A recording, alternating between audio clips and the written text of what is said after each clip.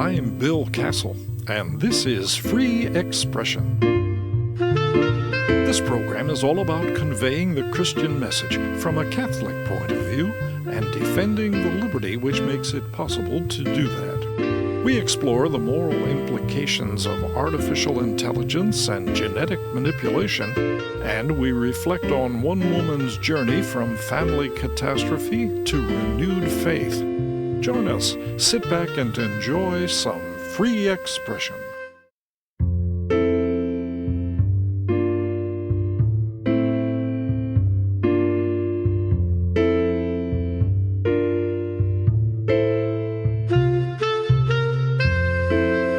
Father Michael Orsi has been with us before.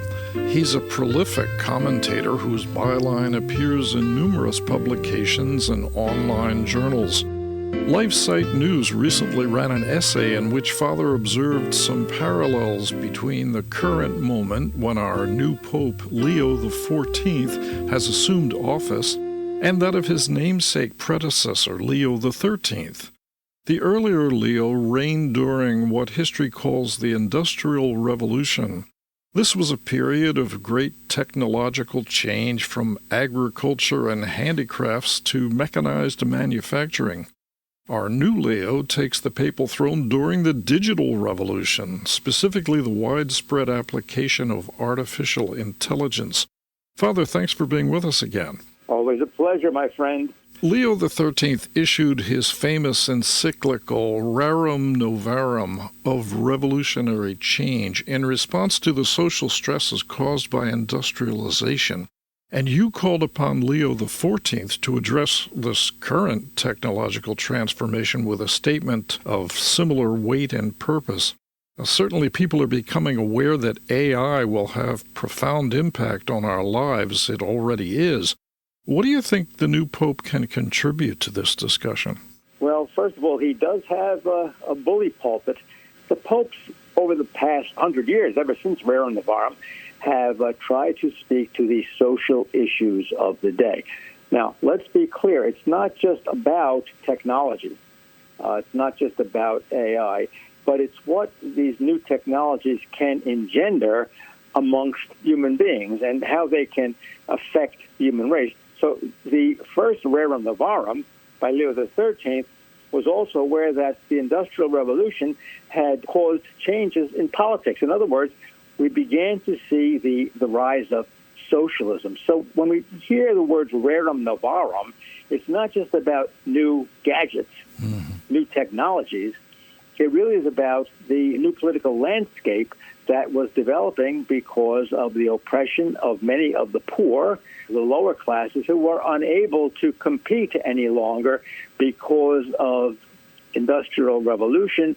And the Industrial Revolution then caused circumstances whereby people were losing their human dignity. In other words, conditions were poor, there was an unfair wage, and people were at the mercy of the giants of industry. And remember the people who we call them the robber barons. And so there was a lot more there than just technology. It was politics. As I have said many a time, religion and politics, they do go together, and we have to be able to address those issues, and the popes have. Now, the situation we face now is a little different in that this new wave of technological change isn't just going to change the nature of work. I mean, it actually holds out the prospect of eliminating human work in many areas. Oh, yes. What will people do if they don't have to make a living? I think that people will always have to make a living. However, and this is the big however, many people, as in the past, had to adapt to the new world in which they were born into, or they were trying to survive in this new world. And so they learned to do new things. I mean, how many people said, well, I lost my job in a certain factory, say a certain factory, making dry goods, using the technology. We remember talking about the cotton mill and the Cyrus, what was his name? Cyrus, who invented the cotton gin. But technology changed, but people changed too. So they went from the field to the factory, and there began people learning different techniques. Same thing is going to happen with AI. It's already happening right now. But you can see the dangers of what can happen where you have people who are, say, in China, that they are the slaves almost. I think I can say slaves. The Uyghurs, for example, in China, the Muslim population, the Uyghurs, almost become a slave population to making goods for other countries, just for example, in the Apple iPhone industry. So the technology changes, jobs change, and people change. Now, is there going to be also a lessening need for people to actually work? And I think that is a distinct possibility unless the job market changes radically, because what will happen is that some people will be unable to adapt. Either they'll become, once again, subject to the robber barons, the elites of society, or they will be given a stipend from the government, and people will be at the mercy of the government. And, of course, then that once again changes the whole dynamic of human nature and our desire to grow and to learn and to earn a wage by the sweat of our brow. So can it happen? Yeah, I think people will end up taking the government stipend and not working. So these are the things I think the Pope is going to have to address. Now, he has a lot of resources at his fingertips in Rome. You have these wonderful academies of human life, Academy for Life. You have the Academy for the Sciences. And he's tapping into the best minds in the world, the scientific minds, the theological minds, the minds of business and industry.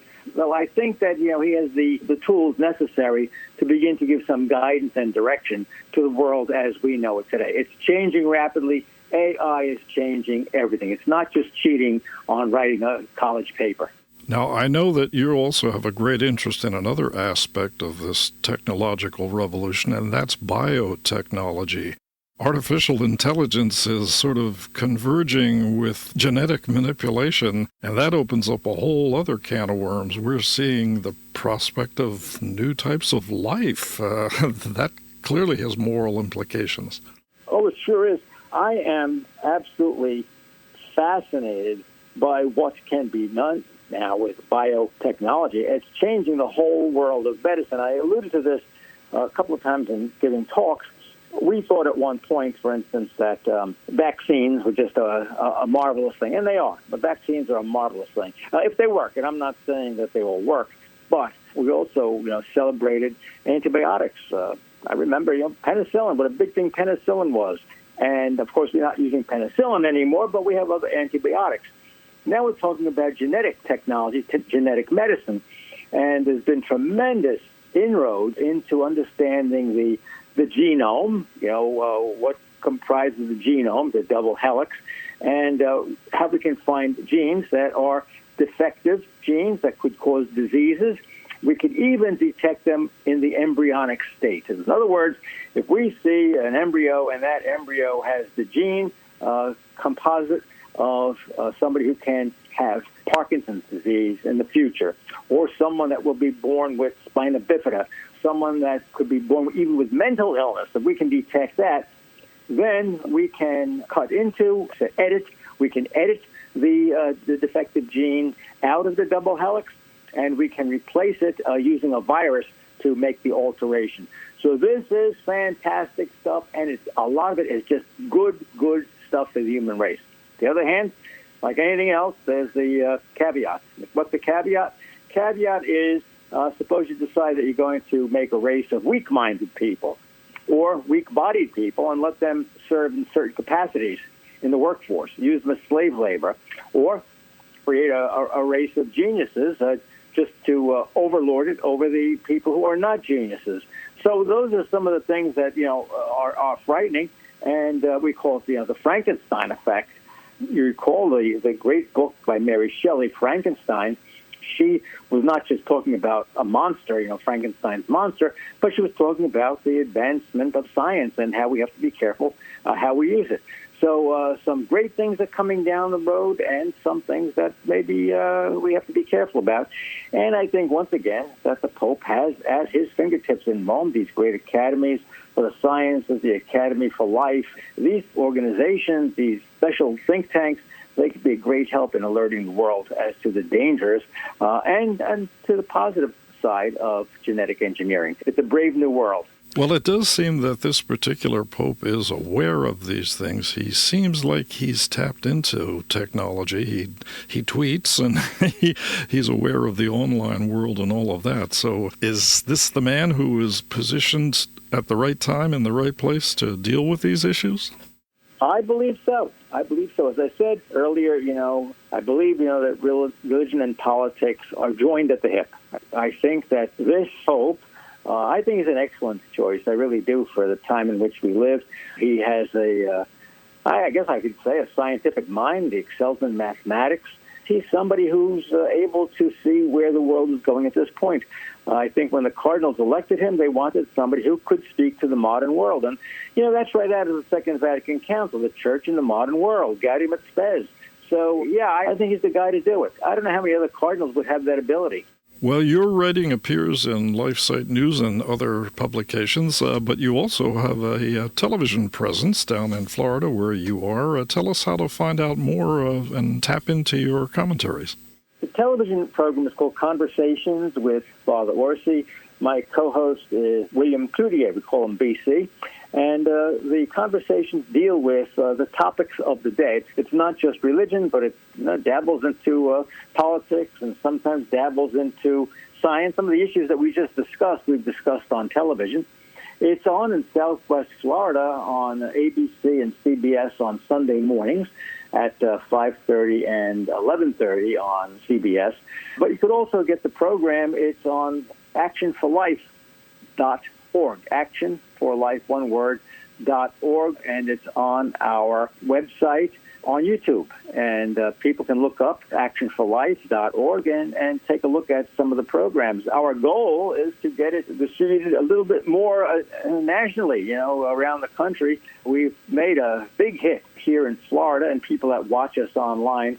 So we think that the show has a lot to offer, a lot of good conversation. It's not something that's prepared for in advance, We just have a conversation. And as I said, we've gotten a tremendous response thus far. Father Michael Orsi, hey, thanks very much for being with us. Good to talk to you again. Great to be with you, my friend. God bless.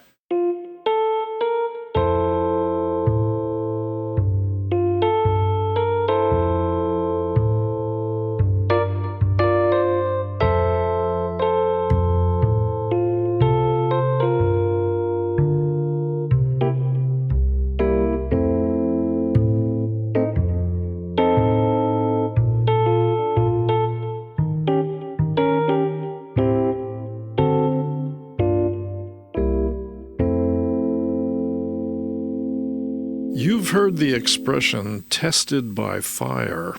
It's a metaphor that usually refers to someone who's undergone a great trial and emerged stronger for the experience, like steel hardened in a forge. Joelle Marin was tested by a literal fire when she was a young girl. It was a house fire that shattered her family, alienated her from the church, and set her on a spiritual path that led through Hollywood and eventually back to God. She tells her story in a new book, Become the Fire, and she's here now.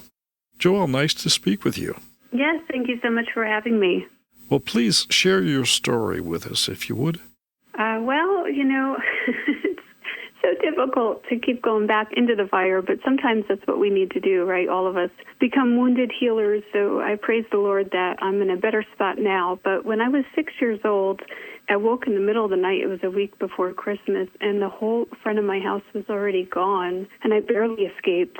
And, sadly, my sister, Maria, who was 11 at the time, my only sibling, wasn't as fortunate. There were flames around her door. My dad couldn't get to her, and she had inhaled too much smoke by the time the fire department could get to her. So, that day, losing my sister, losing my parents to the grief, losing my home and just stuff, but still, my life being burned down to the ground was really difficult. And so since I actually was a very prayerful little girl, I asked God to raise her from the dead for my birthday present. And I just, I knew he had the power to do it, and I couldn't understand why he didn't. And I think it happens to a lot of us, just understanding, like, why do bad things happen to good people, or why do bad things happen at all? Right. And I was so young.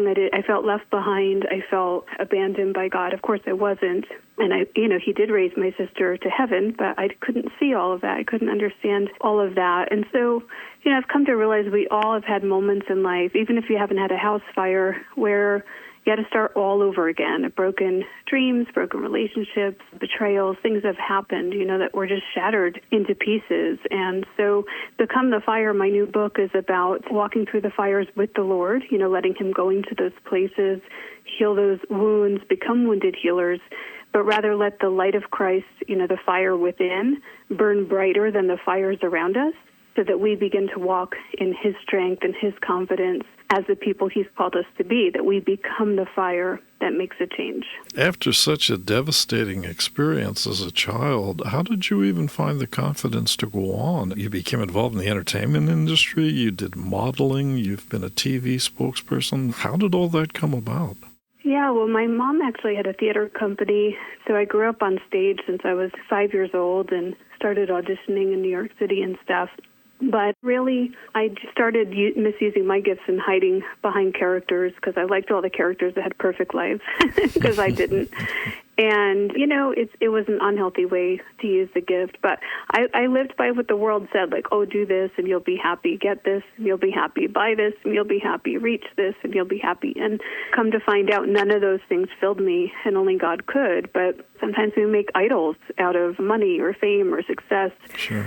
And they don't satisfy. Like, you can have those things, but they really need to be ordered right, with God in the center of them and used essentially to help other people.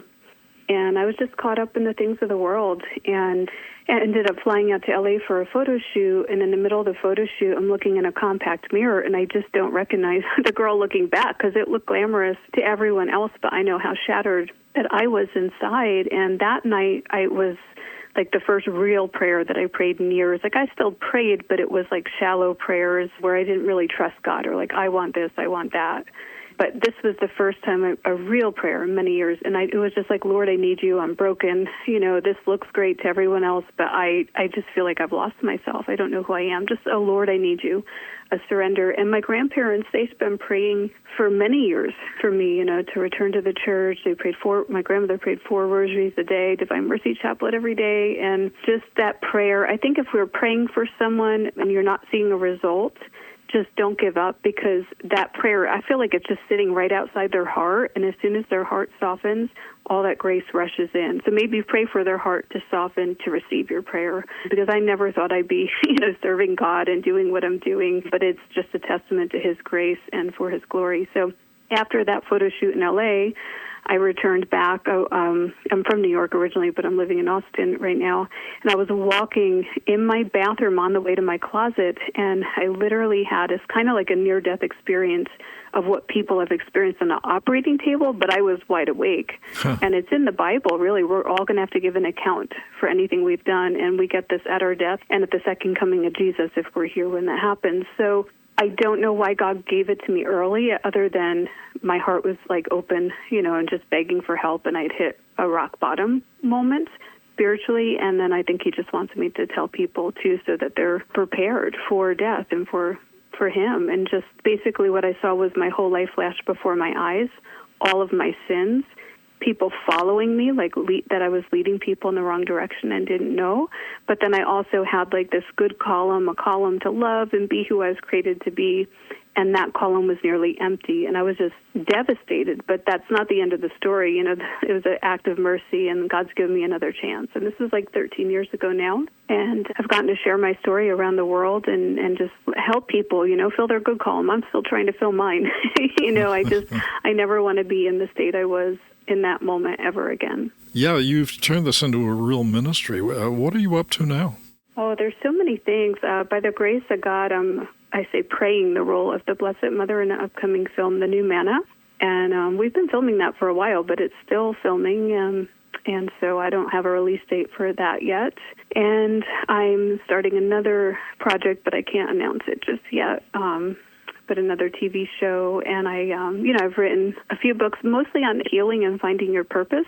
So my first book is Master of the Pieces, which is like every wound we all experience, rejections, fears, abandonment, all of that, and letting God put that back together. Then there's a workbook that goes with that pinpoints scriptures and that you can write in and ask you reflection questions and stuff with prayers. And now Become the Fire.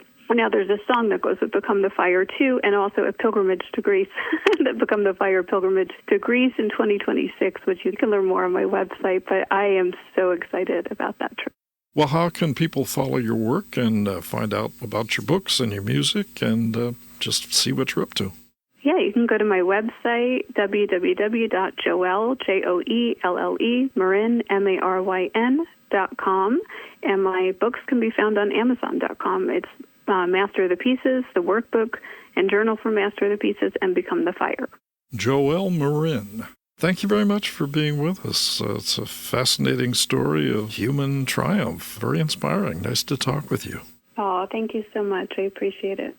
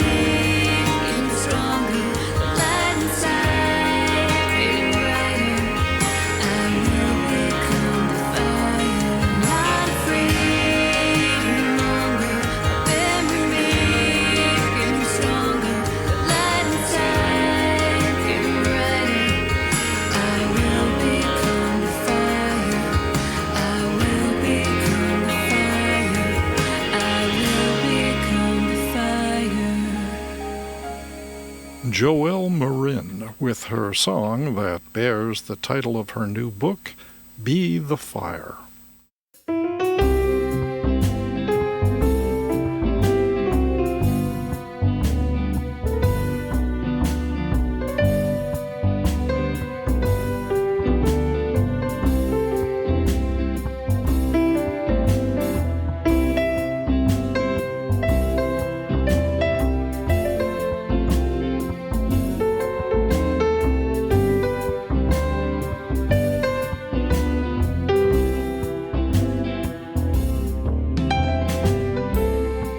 If you've been listening to these shows online but would like to hear them on the radio, tell your local Catholic station.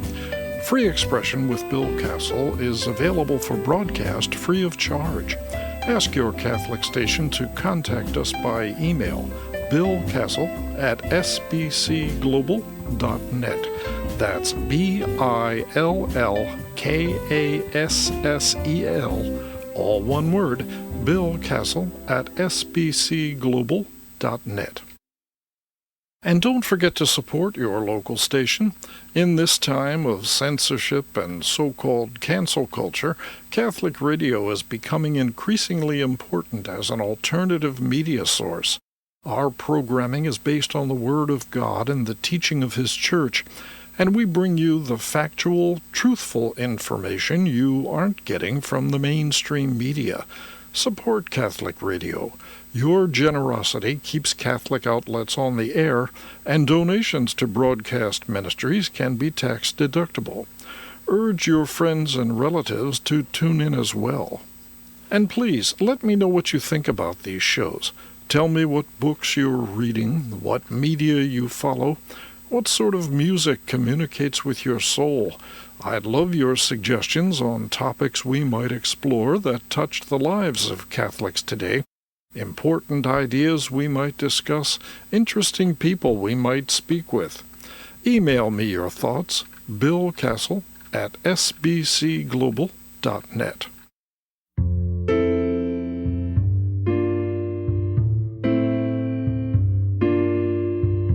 When you get the chance, check out my website, billcastle.com, where you'll find information on my novel about the family of Jesus. It's titled My Brother's Keeper, and it won the Catholic Arts and Letters Award for Best Adult Fiction. A new edition has been released by Red Penguin Books. It includes discussion questions about my telling of the Holy Family's unique story, along with reflections on historical religious fiction. Perfect for book clubs and discussion groups. Go to BILLKASSEL, all one word, billcastle.com. Be with us next time when we explore other aspects of religious communication and look deeper into the great Christian heritage of free expression. Free Expression with Bill Castle is a production of Good Shepherd Catholic Radio and Company Publications, where good books, good music, and good radio are always good company. Dan Curris provided technical assistance. Theme and incidental music are by Dan Adam. The program was produced and directed by Bill Castle. This is Good Shepherd Catholic Radio.